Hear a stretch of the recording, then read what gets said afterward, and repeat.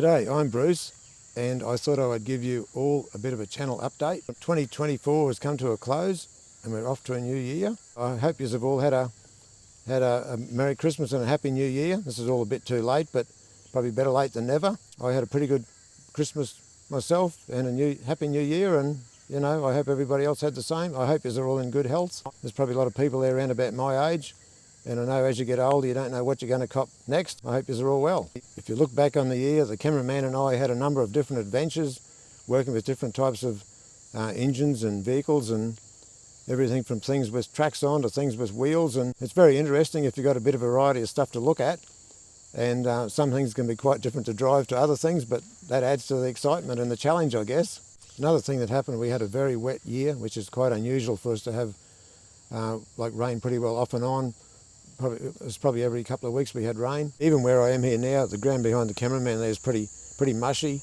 And at one stage I didn't empty my rain gauge for about a week, and I thought it was going to overflow. And I think it got up to about 250 mil, which is about 10 inches of rain, which is within about a week. That's a lot of rain, and it was certainly water thundering down the creek here at my place. And when you see it like that, you think, when's it ever going to stop? It's just raining day and night, raining, and then it'll get a bit of a break. You think, oh, it's gone. No, it's back again. We did have plans to get Wally out, and we're probably going to have to recondition that strut on the front left-hand side. And we thought, oh, well, if we can get Wally out, and if we get a bit of a break or a bit of a drought, a lot of times we have more droughts than we do wet seasons. And the wet season did start off fairly early this year.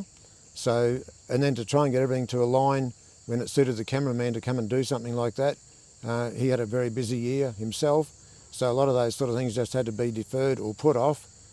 But somewhere in the future we've still got a plan to work on Wally, and if it's too wet, we'll just have to look around and find something else. And there's always something else that we get to hear about.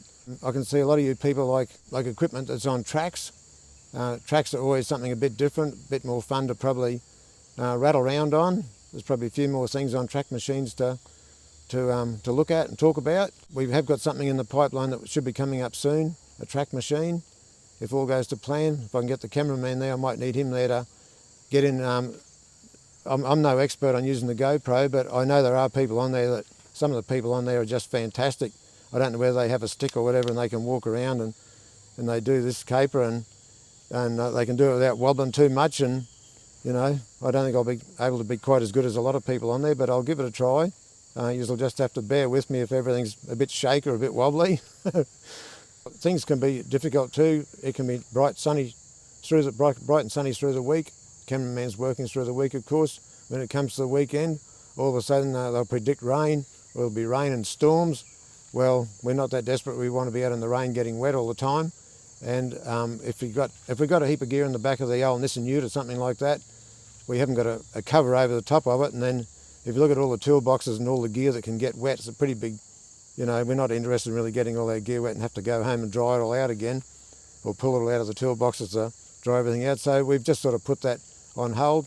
But there have been people out there that have said to us that either they've got a piece of equipment or a certain sort of tractor or something, if we'd like to come along and do a video on it. There's a bit of a variety of stuff. It's always interesting if you've got a variety, real old stuff, maybe a bit newer stuff. There'd probably be people out there who would be interested in having a look at that. And of course there's always all age groups of people from what I can see looking at my channel, which is pretty good. And if there's any of those young people that are starting out, if I can pass on a bit of knowledge that I've picked up along the way, pass it on to someone younger, that'd be good. I know that there are quite a lot of people that I reckon would be ex-mechanics around about my age that watch me pretty closely on what I say and what I do. And obviously they're showing interest in the way things and the way we do things, which is really good. I really appreciate, and I'm really happy to have the viewers that I've got. And I can see by looking at the names, some of the people have come back and left comments, and look at something else that left another comment. I think that's really great. That's really nice to see. Some of the things we've got lined up for future videos are very rare, but they aren't close by. So when they're far away like that, it probably makes things a bit more difficult, because if it's fine here, it might be raining there. But somewhere in the future, we're going to try and see if we can line the stars up and get to some of these places. And some of this equipment that I've heard about would be stuff that I've never laid a spanner on. So it's always a bit of a challenge to go to something like that and see if you can get it going or have a crack at it just out of interest, just to see how some of these things work is always of interest.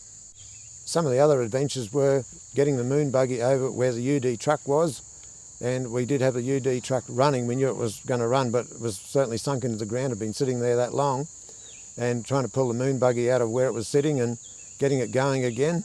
That was a pretty good adventure. Another one was where the people had the tractors bogged. I still think that was probably my favourite video that I've done. That was very interesting, going out there getting the old dozer. We knew the old dozer was going to go again, but we didn't know whether it was going to be bad for us or good for them, or we didn't know how things were going to work out, because I thought if I bogged that dozer in their paddock, and obviously if the dozer weighs about 15 or 20 tonne, we don't know exactly what model it was even. If I bogged that, we're really in big trouble then, especially with all their tractors already bogged, and we've got to get into something really big. A lot of times if you've got something that big, you probably need something bigger to pull it out of the bog. Yeah, that was a good challenge, and that was a lot of fun. I really enjoyed doing that video. That was probably my favourite video, was the dozer one. While we're on the subject of dozers, I would really like to get back out to the D8H and have a crack at getting it going. And it would be really fun to see the smoke come out the exhaust on it and get on board and see if we can make it move. Looks like it's been sitting there for a while too. Luckily it is in a shed.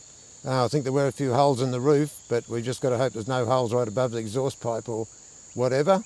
But yeah, that's a pretty nice looking D8H. That would be a pretty fun thing to get on and have a bit of a drive around the paddock with it. With the cameraman, he went and loaded up with oil and stuff ready to go out there and tackle the D8, and the next thing, down come the rain. It's in a very remote area, and we thought, oh well, like it could be that wet there that we could drive in the Nissan and get the Nissan bogged to the chassis, so to speak. So we didn't risk it. So that was why it was sort of put off. And there was also another dozer on that property too that we haven't even really had a look at. And of course, it's got that grader there too. The grader looked like it'd be quite an interesting thing to put some batteries in and give it a bit of a check over and see if we could get it going and take it for a drive around too. For 2025, the D8H is a top priority, and the cameraman's probably just as keen as what I am to get out there and see if we can get it going. But we're probably going to need about 6 weeks of dry weather, and around about this time of the year, well, probably not really the right time of the year to get dry weather. Normally we have drier winters and wetter summers here in southeast Queensland, but we'll just have to see how the weather plays out and see if we can just get everything lined up and go out there and give it a go. I have been working on some smaller equipment.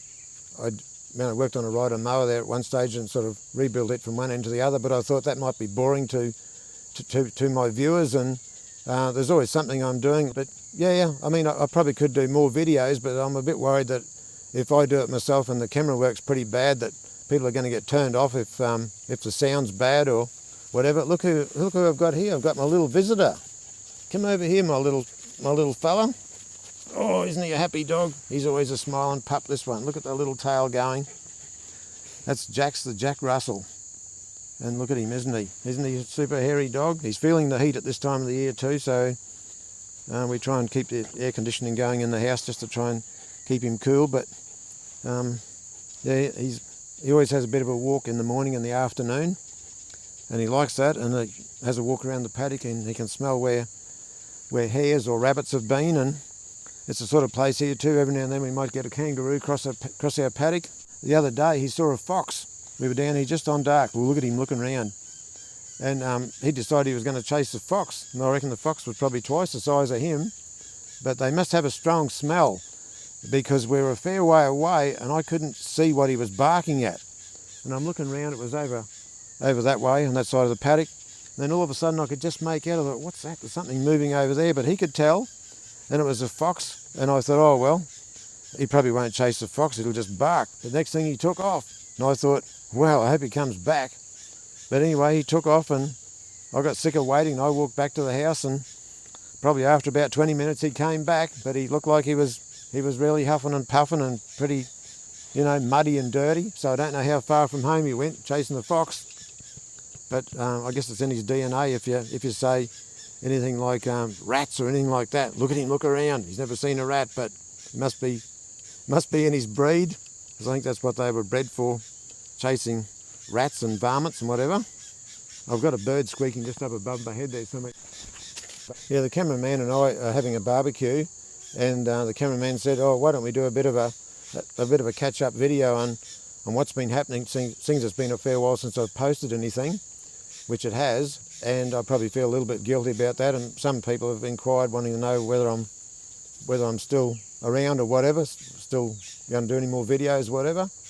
Which is yeah, it's nice to know that people out there are interested in the stuff that we do. So this is just a bit of a catch-up video, and we're down in the bush here now, and I can feel the mosquitoes and that are starting to get a bit hot. The cameraman's over there with the shorts on and the short sleeves. They're chasing him probably more than they're chasing me, the mosquitoes. So I'll probably end the video now, and I'll just say that'll be it until probably not too much longer. We'll try and get another video done and post something else that might be of interest. I'll take this time to wish you all a Merry Christmas and a Happy New Year, and I'll see you all in 2025.